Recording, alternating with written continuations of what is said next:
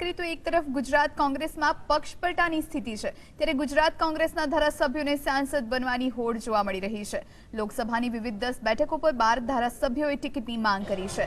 સુરેન્દ્રનગર અને વલસાડ બેઠક પર 2 ધારાસભ્યોએ દાવેદારી કરી છે। કોંગ્રેસના 12 ધારાસભ્યોએ ટિકિટની માંગ કરી છે। 10 બેઠકો પર 12 એમએલએ ટિકિટ માટે દાવેદારી નોંધાવી છે। તો લીંબડીના સોમા પટેલે સુરેન્દ્રનગર બેઠક માટે માંગ કરી છે। તો સુરેન્દ્રનગર અને વલસાડ બેઠક પર 2 ધારાસભ્યોએ દાવેદારી નોંધાવી છે। એમએલએને સાંસદ બનવાના ઓળતા છે। ઋત્વિક મકવાણાની પણ સુરેન્દ્રનગર બેઠક માટે માંગ કરી છે।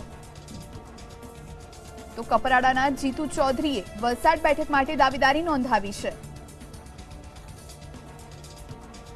વાંસદાના ધારાસભ્ય અનંત પટેલ વલસાડ સાથે દાવેદારી કરી છે। તો દસાડાના ધારાસભ્ય નૌશાદ સોલંકીએ કચ્છ બેઠકની માંગ કરી છે। તો ધોરાજીના ધારાસભ્ય લલિત વસોયાએ પોરબંદર બેઠક માટે દાવેદારી નોંધાવી છે।